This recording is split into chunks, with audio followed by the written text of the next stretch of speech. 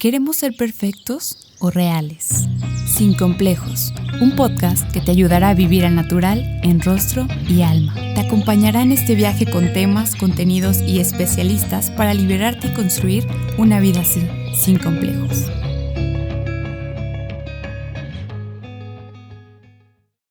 Amigos, amigas de esta comunidad bonita de Nombres Sin Complejos, me da mucho gusto saludarlos. Estamos hoy con un tema extraordinario que estoy segura que les va a dar muchas herramientas y mucho conocimiento. Se trata de la importancia de la nutrición en la salud de la piel para vernos relucientes. Y es que es bien sabido que la calidad de nuestra alimentación es clave para la salud, no solo porque nos dota de energía e incluso de algunos aspectos emocionales, como hemos platicado en otros episodios, sino porque es la responsable de nuestra apariencia física, empezando por nuestra piel, que además, no sé si ustedes sabían, pero es uno de los órganos eliminadores en conjunto con el hígado, riñones y pulmones. Entonces, tiene un papel muy, muy importante en nuestro estado del ser. Como es bien sabido, la nutrición ha sido considerada históricamente como uno de los más importantes condicionantes de salud en la piel, por lo que es bien importante depurarla y darle nutrientes necesarios para lucir resplandecientes. Por esa razón, el día de hoy vamos a estar hablando de nutrición, su importancia en la piel, algunos tips con una invitada que me encanta tener acá, mi querida Rosy. Bienvenida a Sin Complejos. Les presento a nuestra invitada para que se den una idea de con quién vamos a estar platicando. Ella es Rosa Bárbara Reyes. Ella es licenciada en Nutrición y Ciencias de los Alimentos por la Ibero. Tiene una maestría en nutrición clínica por la UPEP y maestría en Innovación para el Desarrollo Empresarial por el Tecnológico de Monterrey. Además de algunas certificaciones internacionales y mucha capacitación en temas afines, con más de 10 años de experiencia en materia de nutrición, docente, mamá. Rosy, bienvenida. Qué gusto tenerte por acá. Qué honor que hayas aceptado esta invitación. ¿Cómo estás? No, hombre, el honor es mío. Gracias, Naye. Gracias por la invitación. Yo encantada y feliz de platicar un poco de lo que hemos venido haciendo unos años para acá. Extraordinario. Pues vamos empezando porque es un tema que nos da ansiedad conocer. A ver, mi querida Rosy, hablemos de forma general, ¿cómo impacta la nutrición en la vida de las personas? Porque tenemos muchos datos, ¿no? Pero al final de ahí emerge la energía, emerge nuestro estado de salud y creo que muchas condicionantes de calidad de vida. ¿Cómo impacta la nutrición? Pues mira, yo te diría que impacta en todo y hacia todos lados, porque finalmente alimentarse es una actividad básica del humano. Y no nada más en la parte física, ¿no? Nosotros nos alimentamos con el fin de poder nutrir al cuerpo, pero también estamos implicando esta parte de convivencia, de con quién como, cómo como, a qué hora como, qué se me antoja. Y entonces es una situación en donde la alimentación va más allá de la nutrición, ¿no? Que esa es la gran diferencia entre alimentación y nutrición. Y tengo que estar bien físicamente, pero también emocionalmente con lo que estoy comiendo y lo que estoy decidiendo hacer. Dependiendo de cuál es mi objetivo cuando como, es importante que yo pueda identificar, pues entonces, para qué como y cómo como, ¿no? Y creo que ahí es el detalle y el reto que tenemos, porque todos comemos y todos sabemos porque el mundo nos ha decidido, ¿no?, convencer de que hay que comer frutas y comer verduras y los cereales integrales y hacer ejercicio, y esa información la tenemos. Pero creo que lo que nos hace falta, y creo que por ahí podemos platicar el día de hoy, es ¿pero por qué?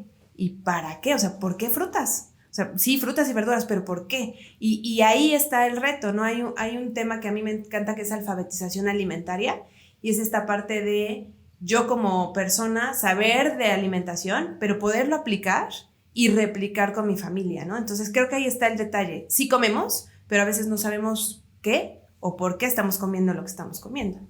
Y cuando hablas de alfabetización alimentaria, que me encanta como término, pero mi mente lo lleva como un glosario, ¿no? Sí. O sea, a ver, vamos a entender por qué el zinc, por qué el colágeno, por qué la vitamina A, ¿no? Porque en efecto yo creo que en una época como la que vivimos estamos llenos de información y estamos llenos de personas hablando de esto, pero a veces hay que saber discriminar de dónde viene la información y realmente qué nos sirve a nosotros. ¿Cómo es la alfabetización alimentaria? Si lo pudiéramos decir fácilmente, es cómo desarrollo competencias alimentarias en la persona. Y cuando hablamos de competencia en el mundo de la educación es pues saber hacer y saber ser, ¿no? Si lo pongo yo en ejemplo es Yo sé que debo de comer frutas, por decir algo, porque tienen vitaminas y las vitaminas son antioxidantes y ahorita vamos a platicar un poco porque justo queda perfecto para el tema de la piel.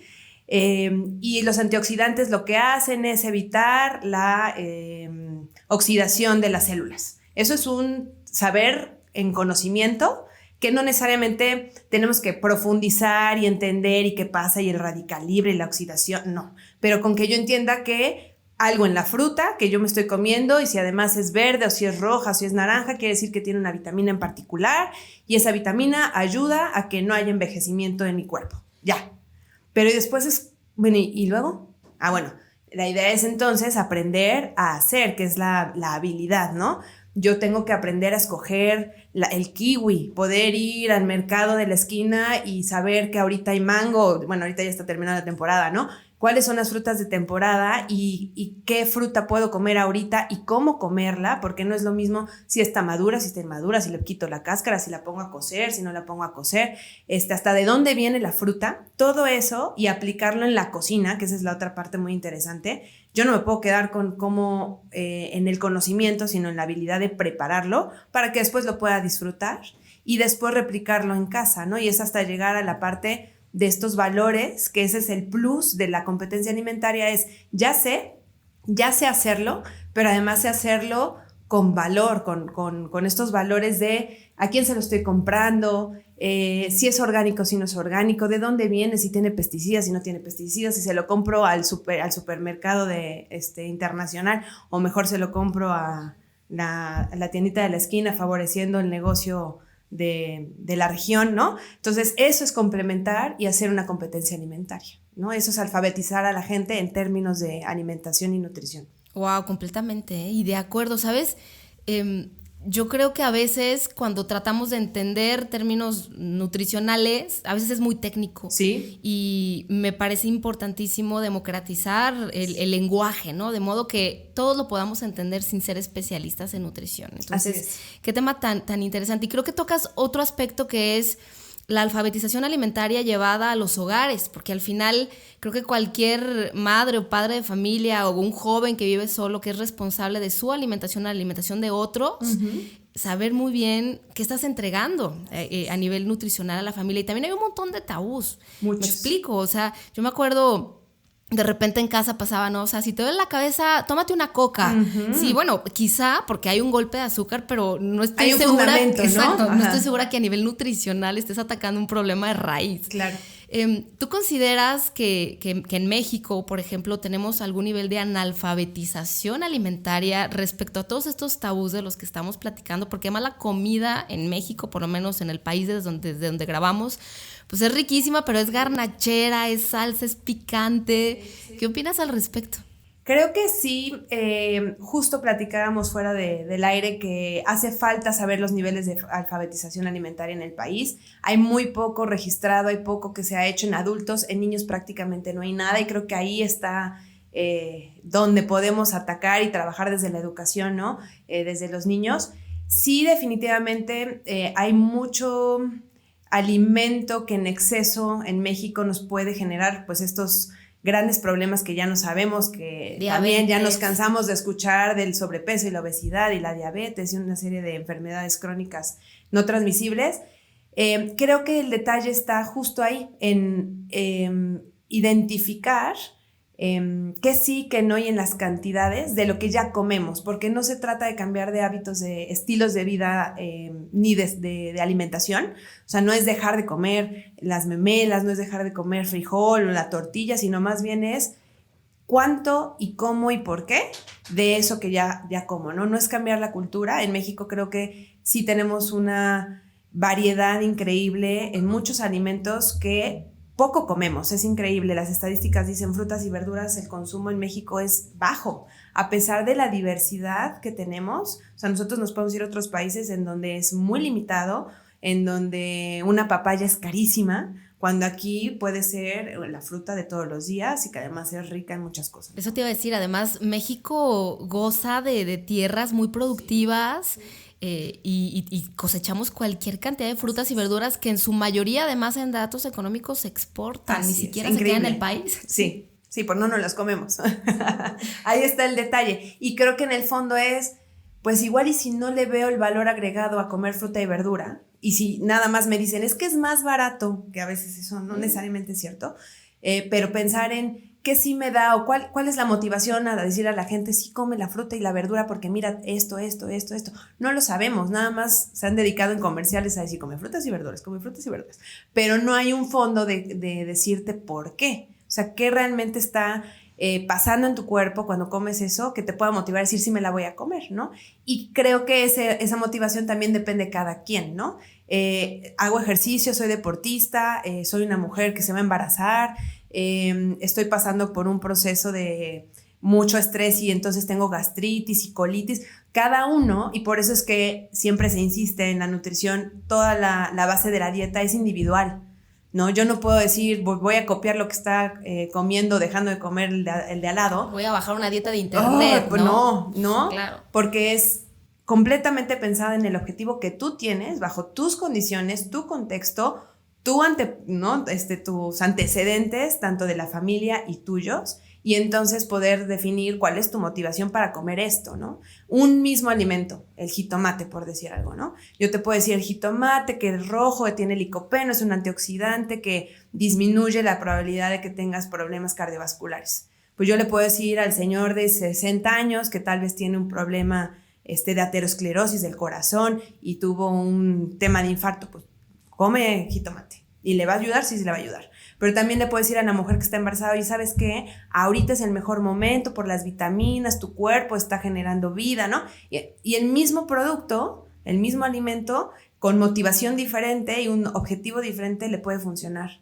a diferentes personas, ¿no? Pero es entender para qué lo quiero. Claro, y por eso es un proceso completamente individual, ¿no? Sí. Es importante siempre hablar con un especialista y por eso estás aquí hoy, Rosy. Con gusto. Este dato lo recuerdo, aunque no lo tengo con precisión y si tú lo traes, dámelo, porque recuerdo que en alguna conversación fue contigo, me decías que si los países se enfocaran en mejorar la nutrición de la población, disminuirían impresionantemente la inversión en sistema de salud, ¿no? Porque al final estamos hablando de una nutrición preventiva y quiero hablar sobre eso. ¿Cómo las personas en nuestra vida cotidiana, independientemente de nuestro estatus social o socioeconómico incluso, podemos mejorar algunas prácticas o hábitos alimenticios a fin de prevenir alguna situación de vida, ¿no? Sí.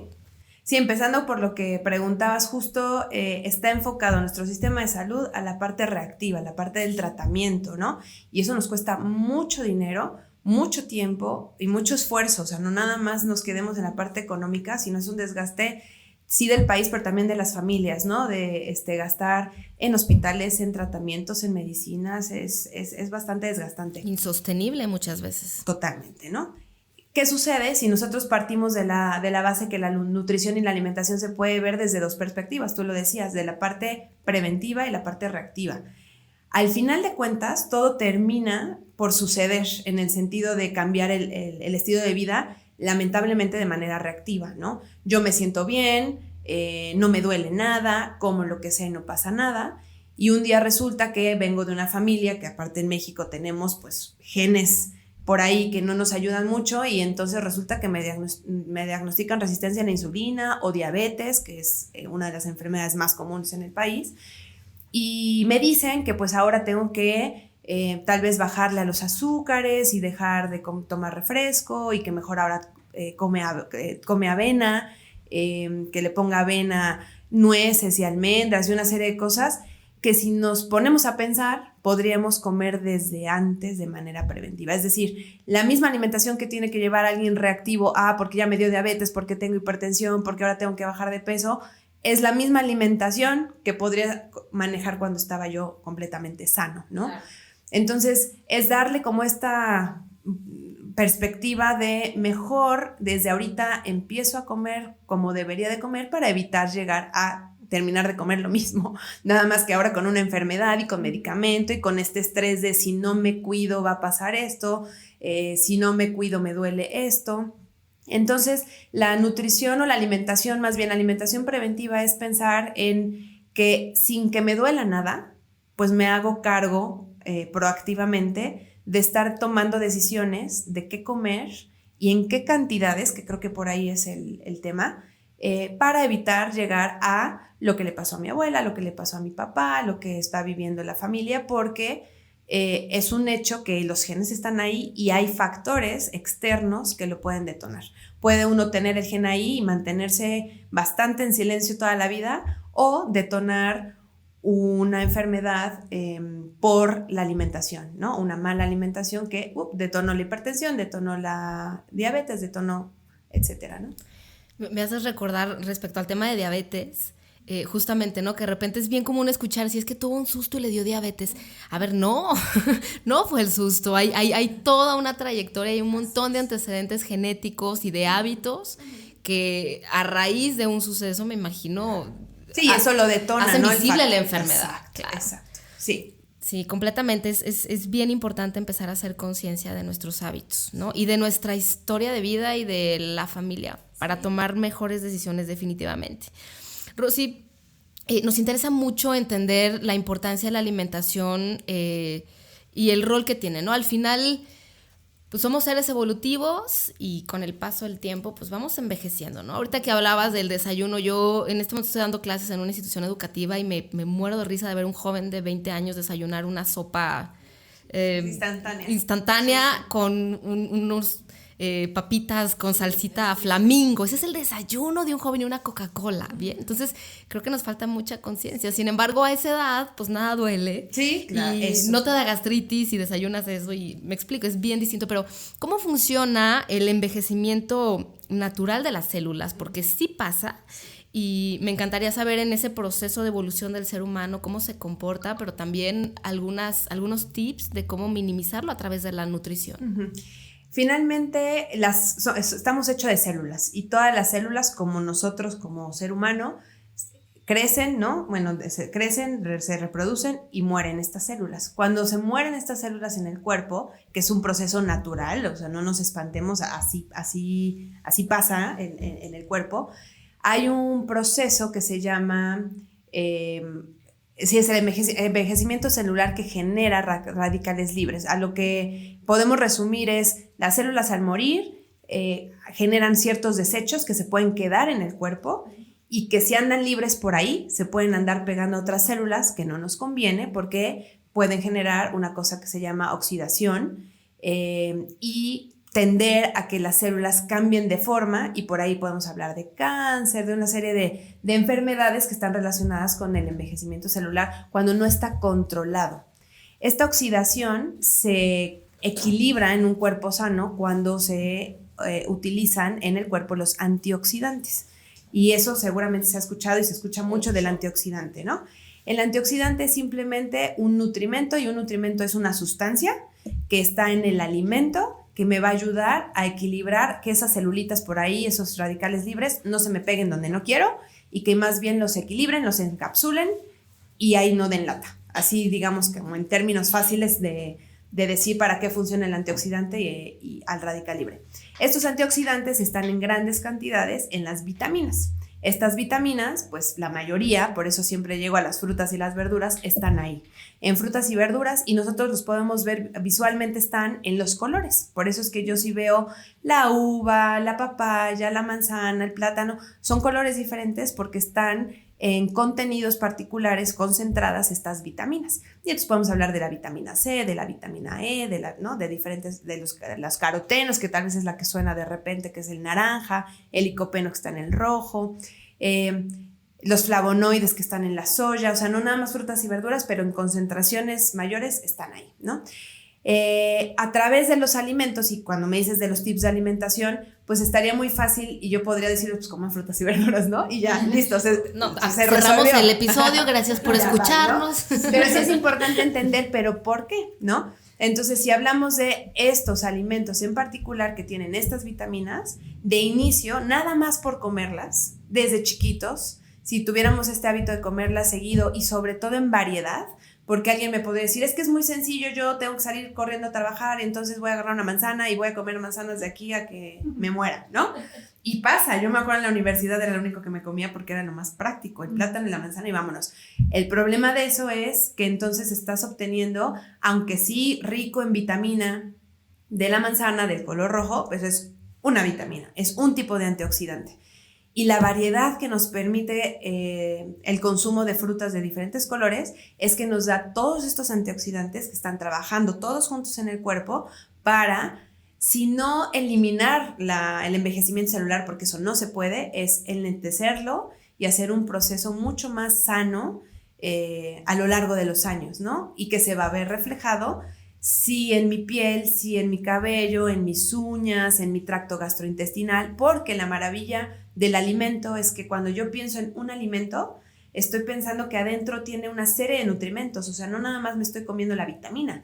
Una fruta además me está dando fibra, me está dando minerales, me está dando energía. Entonces, pensar que una fruta nada más de rápido me va a dar el antioxidante, pues no, me está dando muchas otras cosas, ¿no? Entonces, sí se ve reflejada en la parte externa de mi cuerpo, que platicaremos un poco de eso de la piel, pero también en la parte interna, ¿no? En mis arterias, en mi intestino, en mi estómago, en mi cerebro, ¿no? Alguien que llega sin desayunar, por ejemplo, no hay estadísticas claras de cómo no va a reaccionar en un rendimiento académico, ¿no?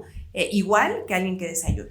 Y si nos metemos además qué desayunan, bueno, también es otro tema, ¿no? No es con sopa instantánea, se los juro, no creo. Pero nada más de inicio, el que no desayuna con el que desayuna impacta de manera impresionante en el rendimiento, ¿no? Y tiene que ver con esto, ¿qué me está dando el alimento más allá de que me quite el hambre? Oye, y qué importante, ¿no? Salió hace algunos años en México la norma 035 que habla del bienestar y de lo emocional, pero ahora que lo mencionas, ¿por qué no las empresas, las instituciones educativas se preocuparan más por la alimentación de los colaboradores? No, para fines de productividad, olvidémonos de lo demás. Y entonces, confirmando, una buena alimentación, por supuesto que contribuye a hacer más lento el proceso de envejecimiento de células, por supuesto que sí.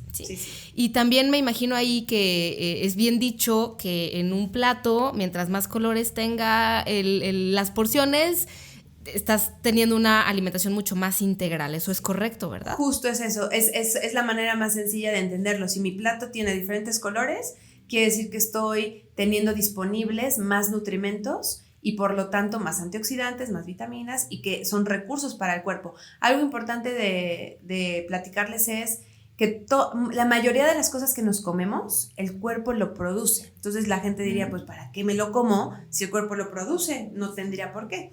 El cuerpo tiene muchas otras actividades prioritarias que estar sintetizando, produciendo estas sustancias. Entonces, la alimentación lo que hace es mejor el cuerpo que se dedica a hacer otras cosas y yo a través de la alimentación lo obtengo. Y hay dos conceptos. Seguramente se ha escuchado mucho el alimento que es esencial o no esencial. Y tiene que ver con esto. El esencial es el que no hay manera de que el cuerpo lo produzca, solo con el alimento lo voy a obtener. Y el no esencial es, pues tal vez no pasa nada si no te lo comes porque tu cuerpo lo produce, aunque vas a gastar energía además. En lugar de que tu cuerpo esté pensando en generar, no sé, energía para el cerebro o que el tracto gastrointestinal esté mejor y no tengas problemas de estreñimiento, pues tienes que estar pensando en generar estas sustancias, ¿no? Entonces también pensar que la alimentación me está permitiendo obtener las cosas que el cuerpo, aunque me las puede dar, no necesitaría de esa manera estar produciéndolas, ¿no? ¿Cuáles son esenciales y no esenciales? Si nos pudieras dar algunos ejemplos. Sí, por ejemplo, hablamos de aminoácidos. Tenemos aminoácidos. El aminoácido es compuesto más chiquito de las proteínas. Las proteínas son las que forman nuestros músculos, nuestros órganos son proteína. Entonces, tenemos aminoácidos como la niacina, que es uno que me tengo que comer a fuerza porque no lo produzco. Pero tenemos otros aminoácidos que sí se producen. ¿Es importante saber cuál sí, cuál no? La verdad es que no. Terrenalmente hablando, nosotros lo que pensaríamos es, si tú estás comiendo alimentos de origen animal, el que sea, ¿no? Pensando en que tal vez ahora no hay mucha gente comiendo todas las carnes, pero si estás comiendo algún lácteo, estás comiendo algún derivado, ¿no? Sí, derivado de la leche o algún alimento combinado, que eso también es bien interesante y es parte de lo que igual vamos a aterrizar con los antioxidantes. Más allá de comer por comer y decir, bueno, sí, ya me dijeron que tengo que comerme el jitomate, por decir.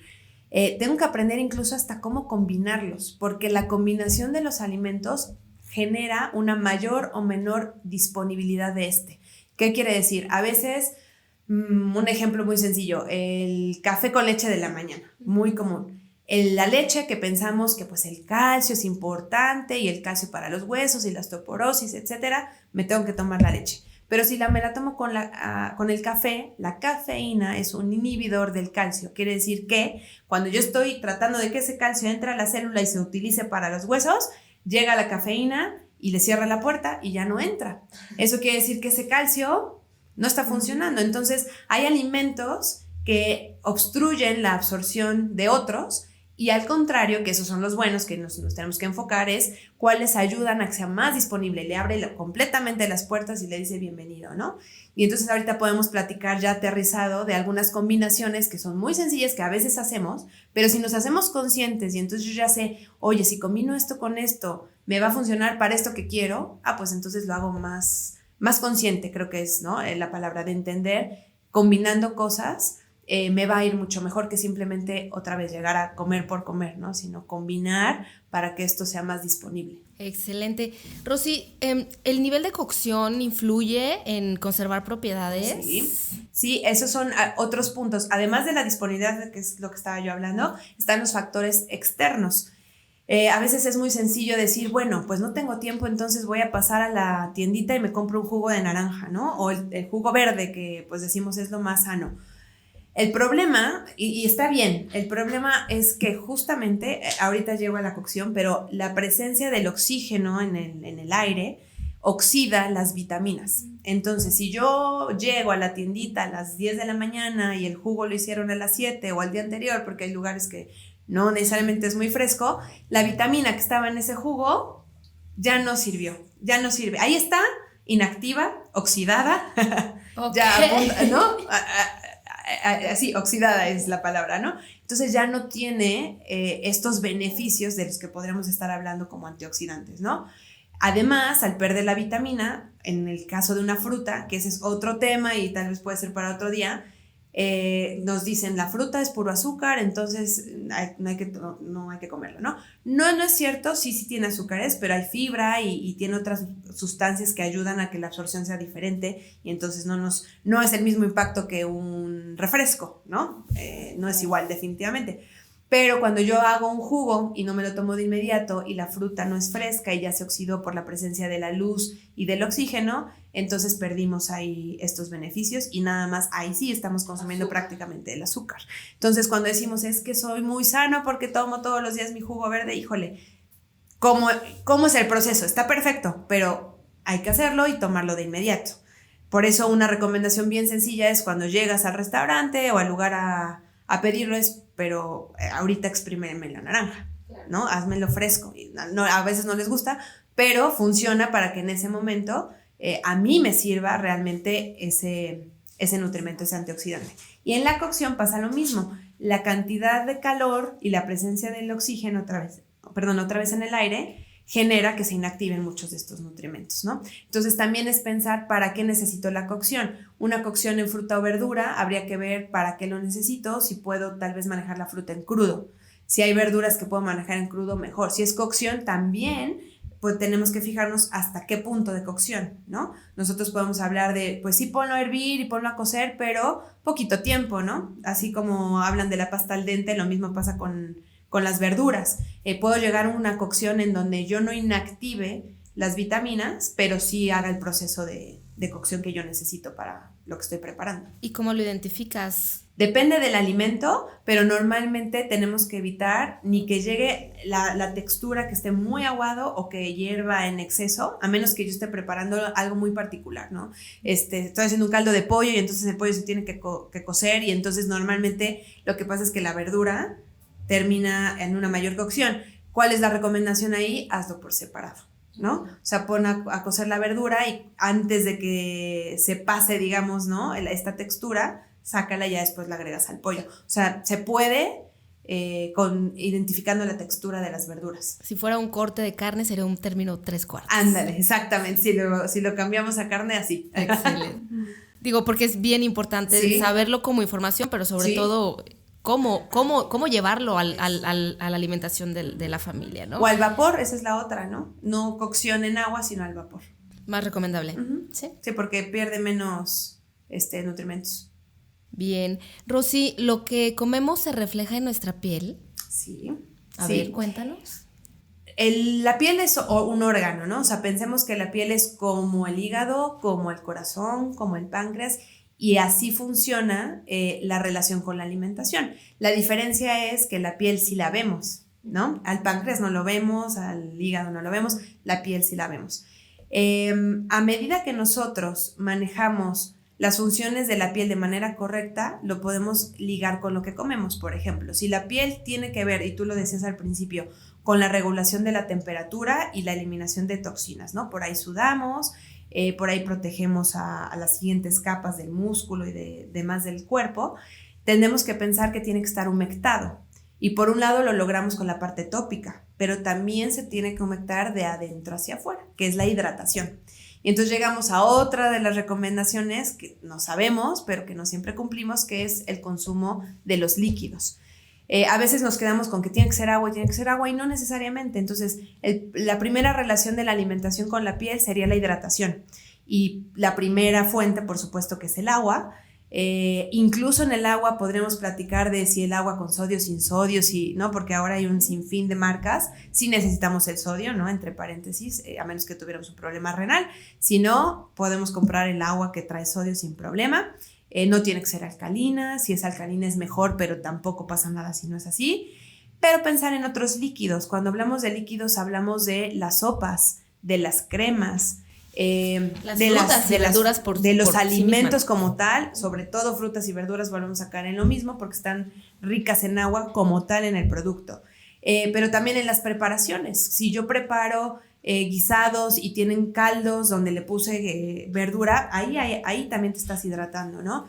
Si estás consumiendo gelatina, que se vale la gelatina, también te estás hidratando.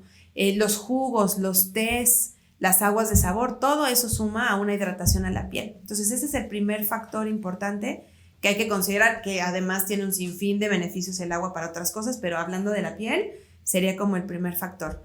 Seguramente me vas a preguntar cuánto hay que tomar de agua, que es el tip aterrizado. Ya el comercial nos ha dicho mucho, pero yo estoy rompiendo mitos. ¿Cuánta agua debemos tomar? Mira, te voy a decir lo que le digo a los alumnos en clase, pues depende. Siempre esa es la respuesta del nutriólogo, depende, porque no es lo mismo un niño de 1 año a un adolescente, a una embarazada, a una deportista de alto rendimiento, a un paciente que tiene un problema renal que hay que controlar los líquidos. Sí depende mucho y no podemos lanzar una cosa es, y ese es otro término importante de ubicar, que es la recomendación y el requerimiento. El requerimiento es lo que necesita Nayeli de tomar agua diario. Nayeli con el ejercicio que hace, con los antecedentes de su familia, si hay alguna enfermedad, y ese es el requerimiento de Nayeli. Tal vez tendríamos que decir, pues son 1550 mililitros al día, porque te hice un cálculo en función de las calorías que necesitas y entonces necesitamos a un especialista y que te diga exactamente. Pero está el otro término que es la recomendación, que ese es de acuerdo a la población y a los estudios que se han hecho en esa población y por el grupo de edad y las condiciones de esa población, yo te puedo decir qué tanto, ¿no? En el caso de México, así como existe el plato del bien comer, que seguramente ya muchos lo conocen, ya están muchos productos, existe una cosa que se llama la jarra del bien beber, que se puede buscar también en internet. Está. Que no es la que bebe el fin de semana. Que no es la del fin de semana, aunque sí tiene 2, 3 particulares la jarra, porque sí, ahí menciona el vino y el alcohol, y bueno, ahí hay que revisarla bien. Es pero México. menciona que justamente son de 6 a 8 vasos de agua, pensando que el vaso son de 200 mililitros, ¿no? Aproximadamente. Eso es uno. Más los alimentos que propiamente tienen agua. Correcto. Si no lo logro, cuando alguien dice, es que yo no me puedo tomar ni un vaso de agua, porque hay gente que le cuesta mucho trabajo. Entonces lo que hay que pensar es, esto es gradual, y siempre en la alimentación, cuando buscamos cambios, tiene que ser poquito a poco. Yo no puedo decir, vengo tomando 1 litro de refresco al día y pretendo que al día siguiente dejen el refresco, que pasa mucho en consulta, que somos muy radicales y ya no puedes tomar esto, ya no puedes comer esto. Es gradual. Entonces cuando alguien no logra los 8 vasos de agua y nunca lo ha hecho y lleva tomando 2 toda su vida, Entonces sumemos, ¿no? Sumemos la sopa, sumamos los tés. Si te cuesta trabajo tomar el agua simple, toma tés, toma jugo aguas con sabor de frutas, ¿no? Y gradualmente esa persona, al acostumbrarse a más líquidos, poco a poco podrá llegar al agua simple a esos niveles, ¿no? Pero nuevamente diría, siempre preguntando al especialista, oye, yo en mi caso, ¿cuánto necesito? Pero de recomendación, ese sería el caso. Ese es con el agua. Que es la jarra del bien beber. Del bien beber. La jarra del bien beber. Correcto. Me encanta. Sí. Y que además el cuerpo es tan sabio que te lo pide, me explico. O sea, creo que cuando tienes esa habilidad de detectar qué necesita tu cuerpo, está ahí presente, ¿no? Sí. Entonces, hazle caso al cuerpo, ¿no? Si tienes sed, hay una razón por la cual el cuerpo está manifestando esa. Y eso es muy interesante, porque cuando hablas de la sed, ya el cuerpo está deshidratado. O sea, uno tiene que estar tomando agua previo a la sed. O sea, no debería sentir sed. No debería de sentir sed. Entonces, es una buena señal para cambiar, pero a largo plazo es mucho mejor. Es que tengo aquí mi vaso al lado mientras trabajo, mientras estudio, mientras veo la tele, y me la estoy tomando porque la necesito, a que esperar a que llegue esta primera señal de alerta de sed, porque entonces el cuerpo ya está ligeramente, pero ya hay deshidratación. Excelente. Lo mismo con el hambre. Lo mismo con el hambre. O sea, cuando ya sientes hambre, ya vas tarde. Ya vas tarde. Ese es otro tema. Hay una cosa que se llama el gen ahorrador, y viene de nuestros ancestros cuando la gente era nómada. ¿Y qué pasaba con esa gente? Pues cazaba, comía, y después podían pasar semanas sin comer hasta que encontraban otro lugar y algo más que cazar. Y el cuerpo se adapta porque lo primero que hay que hacer es sobrevivir. Nosotros no podemos vivir sin agua, pero sí podemos vivir varios días sin alimento. Entonces el cuerpo se adaptaba, y cuando la persona comía, parte se ocupaba para obtener energía en ese momento para poder seguir caminando, cosechar, etcétera, pero otra parte se almacenaba como reserva energética, que la vida decidió que fuera a través de la grasa. Esa es la reserva energética, es la grasa que tenemos en el cuerpo, para que en estos días de ayuno nosotros pudiéramos sobrevivir y poder hacer nuestras actividades, que eran bastante activas, ¿no? O sea, no era un mundo sedentario, ellos caminaban y caminaban y caminaban, por lo tanto esa reserva energética se utilizaba. Hoy nuestra vida es muy diferente, el consumo es mayor y el gasto es menor, y entonces esa reserva energética se sigue haciendo, pero ahora ya no la gastamos. ¿Cómo se hace esta reserva? Y por eso cuando hay hambre. El primer detonante del cuerpo para guardar energía por supervivencia es el hambre. Entonces, cuando yo tengo hambre, el cuerpo no sabe si Nayeli iba a comer al rato o se va a tardar 3 días, porque tiene este gen ahorrador activado de cuando los antepasados pues no comían. Y entonces, si no comes, pues activo y gasto la energía de la grasa. Pero si sí voy a comer, el cuerpo no lo sabe, y si empiezo a dejar estos largos periodos de ayuno, porque hay gente que no desayuna, come tarde o no hace colaciones y pasan muchas horas. Cuando hablamos de 5 horas más o menos sin alimento, el cuerpo empieza ese gen ahorrador a activarse, y la señal de hambre es señal de que cuando coma, parte de lo que estoy comiendo se va a guardar. Y el problema es que si lo guardo pero no lo gasto porque no hago ejercicio, ¿no? Ahí tenemos los problemas de sobrepeso, empieza diabetes, el tema del sobrepeso, ¿no? Entonces, ni hambre ni sed sería otro punto, ¿no? No hay que esperar a que nos dé hambre, hay que comer porque toca comer. Claro, completamente. Excelente dato, Rosy, me encanta. Regresando un poquito a la piel, en tu opinión, ¿qué vitaminas y minerales son realmente esenciales para nuestra piel, ¿no? ¿Cuáles se aprovecha el órgano y se nota? Sí, mira, con el tema que hablábamos de los antioxidantes y el estrés oxidativo, que es este tema del envejecimiento, podríamos hablar de muchas vitaminas, pero las que están, y quiero decirlo entre paréntesis, lo que les platico es ciencia, está respaldado, y donde más hay estudios donde demuestran que realmente hay impacto, es vitamina C, que es, la C nos ayuda, que son los cítricos, para acordarnos, el limón, la naranja, la mandarina, que empieza ahora la temporada, el kiwi, la piña, la fresa, las frambuesas, todos los frutos rojos, todos esos tienen vitamina C, entonces para acordarnos de los C de los cítricos. La vitamina E, que está en otro tipo de frutas, pero también lo podemos encontrar en una cosa que sería bien importante que no se nos olvide que hay que tener en la alimentación y que no estamos acostumbrados mucho en México, que son las semillas. Las almendras, las nueces, los cacahuates, los pistaches, todos esos tienen aceites y les decimos para facilitarnos las grasas buenas, ¿no? Que es donde están estas grasas, se les llama insaturadas, que nada más como aterrizando es donde están los omega 3, los omega 6, que suenan, que son estas grasas que sí nos ayudan en el cuerpo y no estamos pensando en la grasa de la manteca, la grasa de lo frito, ¿no? Ese es otro tipo de grasa, ahí también podemos encontrarlo. Los betacarotenos, cuando hablamos de carotenos estamos hablando de las cosas naranjas, ¿no? Ahorita que estamos en otoño, la calabaza, ¿no? La zanahoria, la papaya, el durazno, todo lo que vea en naranja, ahí está. Podríamos hablar del selenio, que también está en algunos pescados, en algunas semillas, otra vez, ¿no? Caemos en almendras, nueces, cacahuates. Entonces, si nosotros pensamos en cómo hacer un platillo, porque ahorita se los digo como aislado, ¿no? Pero ¿qué pasa si empezamos a considerar que en algún momento del día, que es muy fácil, desayuno o cena, un plato en donde tienes avena, que la avena es uno de los cereales que tiene comprobado que disminuye los niveles de glucosa en sangre, disminuye los niveles de presión arterial, ayuda a disminuir la grasa, o sea, es un excelente cereal la avena, y le pongo yo nueces o le pongo almendras, le agrego alguna fruta o le pongo 2 frutas, se vale combinar, ¿no? Este mito de si como fruta muy tarde o muy temprano, si las combino, no tiene sentido, el cuerpo no tiene reloj, el cuerpo no sabe de horarios.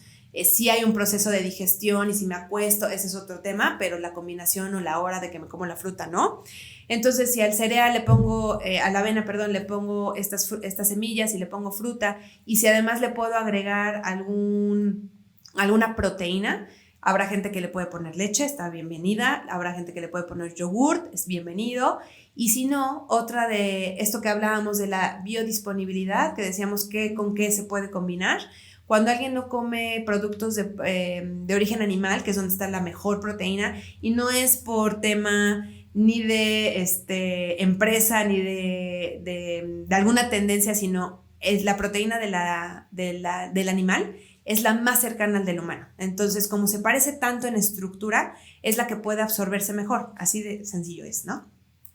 Hay muchas cosas ahora más de fondo y de contexto que hacen que la gente no la coma. Entonces, ¿cómo le podemos hacer? No, hay manera de solucionarlo. Cuando yo consumo un cereal y una leguminosa, ¿quién es una leguminosa? Un frijol, soya, lenteja, haba, el alberjón, todas esas son leguminosas, las combino con un cereal, se vuelve la estructura de la proteína casi como la del animal.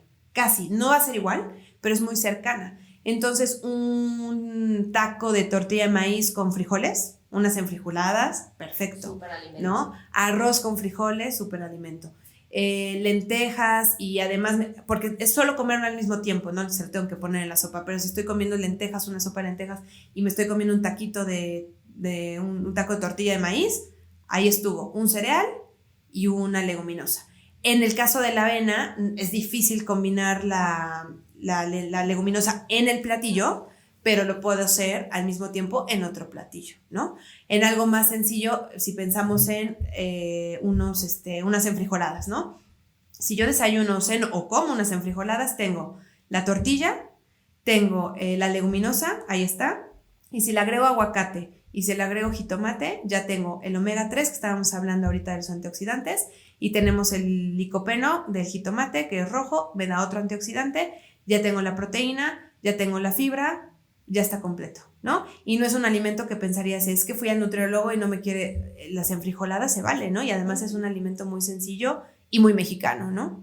¿Qué pasa? No es lo mismo que me coma 5 enfrijoladas con 5 tortillas, a que me coma tal vez 2, pero le puse jitomate y le puse aguacate y le puse queso y le puse crema, porque también se vale, y le puse cebollita, y está bastante completo porque además al lado tengo mi fruta, ahí están mis antioxidantes, y le pongo que esa es otra de las claves en los tips de alimentación, que es la combinación, que ya les decía yo.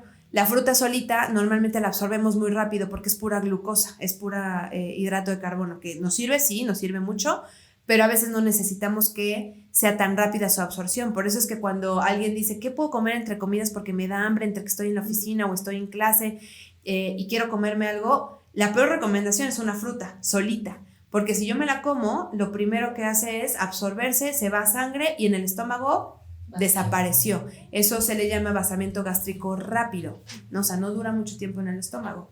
Pero ¿qué pasa si a esa fruta le pongo yogurt, o le pongo amaranto, o le pongo unas semillas, o lo hago en fruta, pero la combino, lo hago, en líquido, con un licuado? Y entonces lleva la fruta, pero también lleva la leche, y entonces ya también le pongo avena. Y es muy común y es muy sencillo. Y entonces al combinar con, por ejemplo, la leche o el yogurt que tienen proteína, hace que dure más tiempo en el estómago, porque toma más tiempo la digestión de la proteína. Y entonces algo que podría en 20 minutos desaparecer de mi estómago y volverme a dar hambre, y ahí viene entonces ya me dio hambre, de nada me sirvió la manzana, mejor voy por unas galletas, mejor me como el pancito porque tengo hambre. Entonces busco que desde un principio esa fruta esté acompañada de otras cosas, y entonces el vaciamiento gástrico es mucho más lento, y lo que podría desaparecer en 20 minutos ahora va a desaparecer en 2 horas. Y entonces me alcanza el tiempo perfecto para que llegue mi comida o llegue mi cena sin hambre, llegando otra vez a este punto, ¿no? Entonces esa combinación también nos va a ayudar. Qué importante lo que dices, y de verdad yo creo que quienes están escuchando están conmigo pensando lo mismo. Estamos tan desinformados a veces respecto a nuestra nutrición, sí, y caemos tan fácilmente en, pues sí, tanta información que te dice a media mañana esto, o por ejemplo, ¿no? La tortilla con el arroz no, porque estás comiendo dobles carbohidratos. O sea, yo he escuchado cualquier cantidad de cosas, y me encanta lo que señalas, porque creo que es una forma de nutrir la mentalidad de las personas, ¿no? Sí. Respecto a sus hábitos alimenticios. Y vaya, es un tema que estoy segura que en muchos episodios podemos profundizar un montón. Seguro. Pero me encanta, gracias. Tengo una preguntita, ¿no? Ya hablamos acerca de cuáles son esenciales para la piel como vitaminas y minerales, pero en tu opinión como nutrióloga, ¿hay hábitos alimenticios que afectan la piel? Sí, de inicio impactando directo el tema de una deshidratación, ¿no? Ya lo decíamos, alguien no hidratado en términos del consumo de agua y de otros factores externos, ¿no? Si hago ejercicio y no tomo agua, ahí me estoy deshidratando también. Si estoy en un ambiente caluroso y no me estoy hidratando, al final es lo mismo, pero tengo que estar consciente de estos factores que me hacen llegar a la deshidratación. No nada más es tomar el agua rutinaria, sino estar consciente de los factores allá afuera que pueden impactar en esa deshidratación. El poco ejercicio es otro de los detonantes, ¿no? El ejercicio, al final de cuentas, si hablo en el ejercicio en exceso, sí genera un estrés oxidativo y esta aceleración del envejecimiento celular en exceso y mal controlado. Pero un ejercicio controlado, definiendo cada quien cuánto, cómo, para qué el ejercicio, ayuda al envejecimiento lento de las células, acompañado de una buena alimentación y de una buena hidratación. Entonces no es un hábito alimenticio, pero el ejercicio no lo podemos dejar como por separado, ¿no? Yo diría tal vez la falta de consumo de frutas y verduras, que llegamos a lo mismo, pero también el consumo excesivo de azúcares simples. Hay un artículo que habla, creo que vamos a platicar al rato del acné, pero hablando de enfermedades, porque sí hablamos de la prevención, pero también tenemos que hablar de las enfermedades. Y una de la piel muy típica y muy característica es el acné. Y hay un estudio que justamente habla de, es un metaanálisis, eso quiere decir que es una revisión de muchos estudios en donde definen los factores dietéticos que impactan en el acné, en la producción o en el que no se quite el acné, ¿no? Y hablan, por un lado, del consumo excesivo de leche, ahí, el consumo excesivo de chocolate, pero digo excesivo, ¿no? Claro. Siempre es importante la palabra, porque como nutriólogos siempre decimos, no hay alimento bueno ni malo, es la combinación y las cantidades, ¿no? Entonces nada más tener claro, excesivo de leche, de chocolate, de sal y del sodio, que es importante identificar. La sal de mesa es cloruro de sodio, tiene sodio, pero muchos alimentos, y sobre todo los que comemos industrializados, traen sodio. El consumo de sodio, nada más para que se den una idea, en México es de 10 a 11 gramos al día de sodio. El consumo ideal para la población, otra vez la recomendación, es de 1 a 2. ¿Por qué? El refresco, las papas, ¿no? Todo lo que está congelado, lo enlatado, lo industrializado en general tiene mucho sodio, ¿no? Y si además nos gusta cocinar con salecita para que sepa rico, pues le agregamos mucho. Entonces, el consumo de sodio en exceso es otro tema. Por eso la hipertensión arterial es de las enfermedades más prevalentes en el país. El aceite con el que cocinamos y las comidas con alto porcentaje de grasa. Y finalmente, y al que quería llegar, es el alto índice glucémico. Este es un término que se utiliza mucho más en diabetes y en resistencia a la insulina, pero funciona en este estudio para el tema del acné. Fácilmente diríamos, pues son los azúcares, pero es entender qué tipo de azúcar y por qué.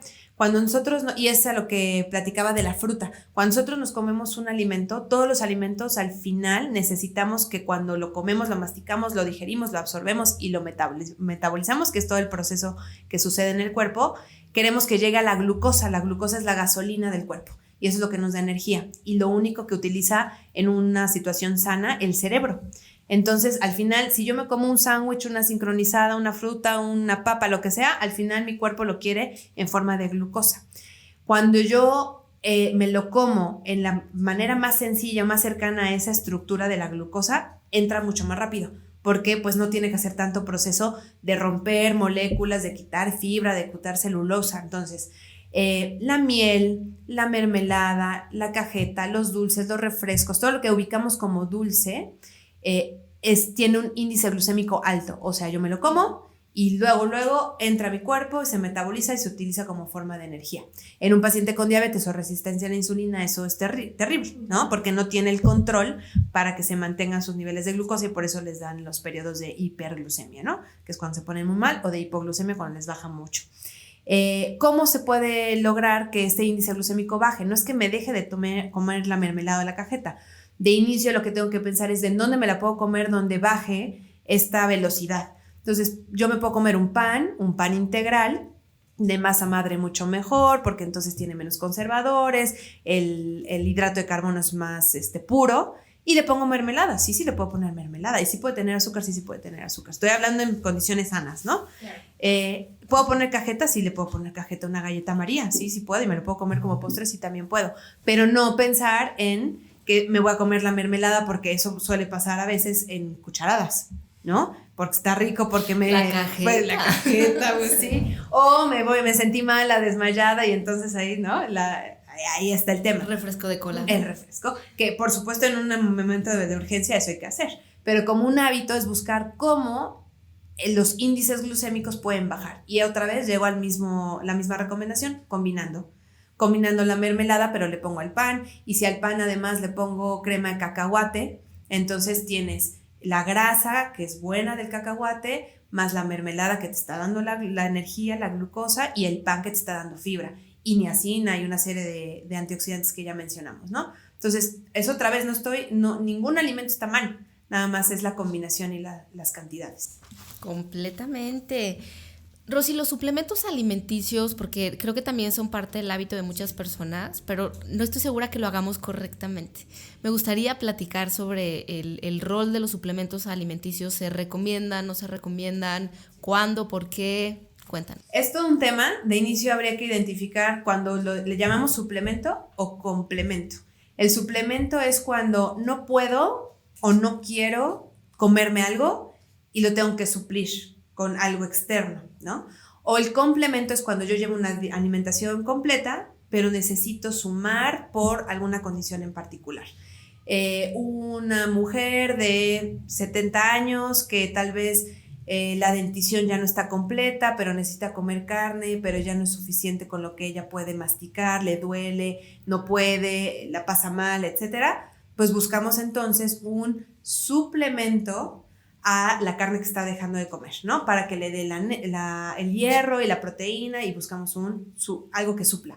El complemento puede ser cuando una mujer está embarazada y entonces sus niveles de calcio, de vitaminas, de omega 3 se necesitan aumentar porque pues está con una serie de funciones extras en el organismo y entonces ahí vienen estos complementos. Les decimos suplementos o les decimos vitaminas, multivitamínicos, les decimos, pero complementan un deportista que está con un exceso de de consumo, necesita mucha energía a través de la alimentación, entonces a veces no les da con el alimento, necesita complementar. ¿En qué momentos se necesitan? Otra vez la palabra es depende, ¿no? Si pensamos aterrizado en la piel, uno de los suplementos que se utilizan mucho es el colágeno, ¿no? El colágeno hay dos vías, puede ser tópico o puede ser consumido. Cuando yo lo consumo, mucho de la bibliografía y lo que hay de estudios es que funciona, pero funciona poquito. La verdad es que no impacta mucho el colágeno en términos de regeneración en piel, en músculo, en tejidos, en cartílago. Funciona, pero no es suficiente si estoy pensando en consumirlo a través del complemento o suplemento. ¿Qué diría yo? Depende de la persona. Hay gente que sí la necesita. Lo más importante, y creo que aplica para todos los productos, es tengo que entender qué tiene el suplemento, qué ingredientes tiene y para qué me sirve. Podríamos platicar de cada uno. Si nosotros nos enfocamos en el colágeno, ¿se acuerdan que les hablaba de la absorción? En el caso del colágeno, para que mejore la absorción del colágeno, necesitamos el ácido cítrico, la vitamina C. Entonces, un buen colágeno, cuando yo lea la etiqueta, que esa es otra parte de la alfabetización alimentaria, es nosotros todos tendremos que entender una etiqueta. Cuando yo leo los porcentajes, no lo hacemos, ni los mismos nutriólogos a veces las entendemos. El etiquetado en México ya cambió afortunadamente, pero todavía hay mucho que hacer por ahí para que lo entendamos todos. Pero al menos en el tema del colágeno son dos temas. Que el colágeno que voy a consumir tenga ácido cítrico, que tenga vitamina C para mejorar la absorción. Y hay una cosa que se llama colágeno hidrolizado. Lo hidrolizado quiere decir que está roto, que está más fácil de digerir y absorber para el cuerpo. Y eso hace que sea más disponible, se absorba mejor y funcione mejor. Entonces, cuando yo busque un colágeno que me sirva para mi piel, mis músculos, mis tejidos, tengo que buscar uno que diga que tenga vitamina C y que además diga que tiene el colágeno hidrolizado, o puede decir aminoácidos en pequeñas cantidades. Ese es un ejemplo muy puntual de un complemento o suplemento que puede funcionar a alguien que está buscando cambios particularmente en piel, músculos, tejidos. ¿Quiénes los necesitarían? Alguien que por alguna situación no puede consumir los alimentos con una dieta completa y variada, que ese es uno de los puntos del plato del bien comer, que insiste que la dieta tiene que ser variada. Tengo que comer carne, tengo que comer cereales, tengo que comer frutas, tengo que comer verduras, ¿no? De todo. Y con eso tendría que lograr el consumo del colágeno sin necesidad de complementar o suplementar. Pero si tengo un paciente con mucho ejercicio o un paciente que está pasando por una cosa que se llama catabolismo en el caso de las enfermedades, que está gastando mucha energía y el alimento no es suficiente porque lo está gastando, un paciente con cáncer, un paciente con un estrés fisiológico después de un accidente, alguien con una quemadura. Las quemaduras pues impactan de inmediato en piel, deshidratan, se pierde mucha piel para poder compensar ahí la pérdida del tegumento, ¿no? De la piel. Entonces quemaduras también requieren ahí suplementación, pero hay suplementos de todo, ¿no? O sea, si hablamos de ¿puedo decir marcas? ¿O no necesariamente? Bueno, de los productos que suplementan hidratos de carbono, proteínas, los que vienen como yogurt, los que, ¿no? Que hay para niños y hay para adultos, que es el más común. Ese, por ejemplo, también puede ser suplemento o complemento.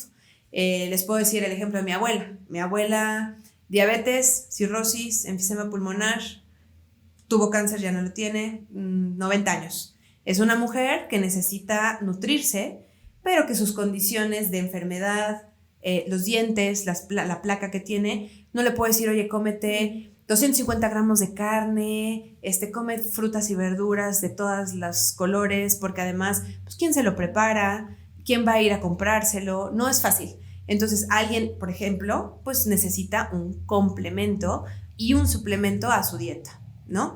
Alguien que tiene una situación, les voy a poner el ejemplo de un deportista, un ciclista, que llegó a consulta conmigo y me dijo, ¿sabes qué? Yo soy musulmán y estoy pasando por no recuerdo el nombre en su religión, en donde dejan de comer durante varias semanas por...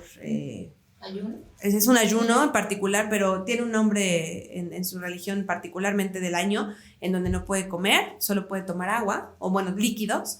Y me decía, soy Ironman, me voy a ir a hacer el Ironman, y es justo el torneo, la competición en mi ayuno. ¿Qué hago?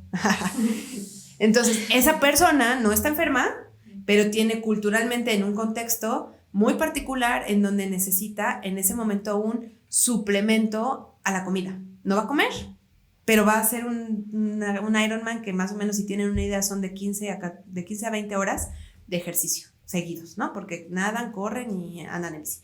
Entonces, él lo que hizo, lo manejamos puros suplementos líquidos. Y entonces estaba lleno de proteína en polvo, de hidratación a través de estos suplementos que les digo. Entonces, por eso es que el depende es muy, muy importante. Depende del contexto y de la persona y para qué, pero no hay que satanizarlos. Los suplementos y los complementos sí se necesitan. Sí se necesitan. Sí. Y ayúdame a eliminar un quizá mito, o en el tema de información, ¿existe una edad para empezar a tomar? Porque creo que también mucho se habla del hecho de, a ver, es que si te lo tomas desde muy joven, después tu cuerpo no lo va a absorber, ¿no? O sea, ese tipo de frases es como muy común. ¿Qué tanto influye realmente la edad? Mira, te voy a decir el ejemplo como más obvio. Los bebés, cuando están con leche materna, con fórmula, prácticamente todos los pediatras, de acuerdo a las clínicas y las asociaciones de pediatría internacionales, necesitan complementos de hierro a veces, complementos o suplementos de vitamina D, porque lo que están comiendo no es suficiente o por el tema del sol, etc. Entonces, un bebé de 7, 8 meses ya está con un suplemento, no pasa nada, ¿no? Una mujer, y lo menciono mucho la embarazada porque es una condición como muy especial, en donde además tienes que cuidar mucho lo que come porque tiene repercusiones en ella, en lo que está produciendo y en el bebé. Y también está con suplementos, ¿no? Están tomando omega 3, están tomando calcio, están tomando vitaminas. Entonces, en realidad, no es un tema de la edad, sino más bien de la situación de la persona. Porque así como pueden ser muy buenos, también pueden perjudicar mucho, ¿no? Cuando no los necesitas.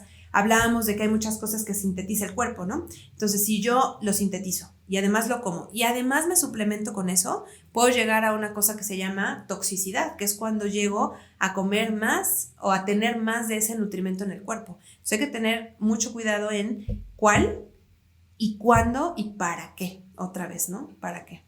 Claro, yo creo que empezar a autoanalizarse, ¿sí? Observa tu plato, aprende más quizás sobre las propiedades de los productos que estás consumiendo y después ves qué adoptas y qué no adoptas. Y se vale el cuestionar y decir, ¿lo quiero o lo puedo consumir para qué? Y acercarme con el especialista, porque al final de cuentas no debemos de llegar ni con el nutriólogo ni con ningún profesionista de la salud, me parece, a consulta porque ya me dolió, o porque ya me diagnosticaron, o porque ya me siento así, sino es, yo puedo ir con el nutriólogo para decirle, ¿sabes qué? Mira, yo como así, pero estoy buscando mejorar porque en mi familia hay muchos problemas de presión arterial y yo estoy muy bien, pero quiero prevenir otra vez, ¿no? Y entonces el nutriólogo en ese momento te va a decir a ti, tú sí necesitas un complemento, un suplemento, o mira, no, tu alimentación tiene que ser más basada en plantas o tiene que ser basada más en alimentos de origen animal, o sabes que bájale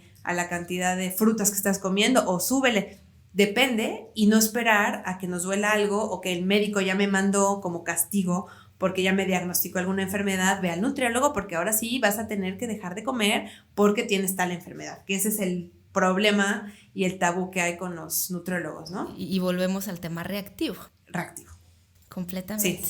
Sí, caray, es bien importante empezar a trabajar nuestra cultura, lo que nos enseñaron precioso, pero lo que no te enseñaron quizá en casa, porque así no eran las costumbres. O no se sabía, ¿no? O no se sabía, pues llega un momento en donde toca hacerse responsable, ¿no? Y este tipo de temas y episodios son exactamente para eso, porque hemos hablado de muchas cosas, pero nutrición es clave completamente. Rosy, ya casi para terminar, nos has dado información preciosa y de verdad te lo agradezco, ¿no? Es la profesionista, pero quiero hablar un poco con la mujer, porque eres profesionista. Rosy está cursando actualmente un doctorado, es mamá de bebé, y entonces, bueno, se imaginarán el ritmo de vida.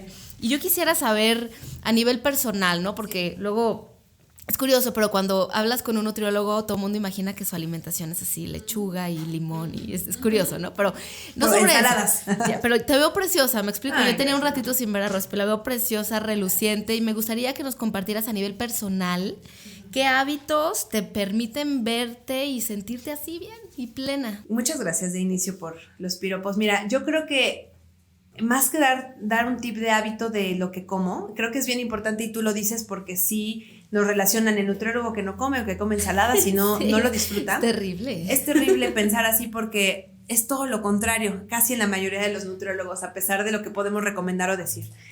Hay un término que se está utilizando mucho, el mindfulness en general, pero hay una cosa que se llama el mindful eating, que es la alimentación consciente, ¿no?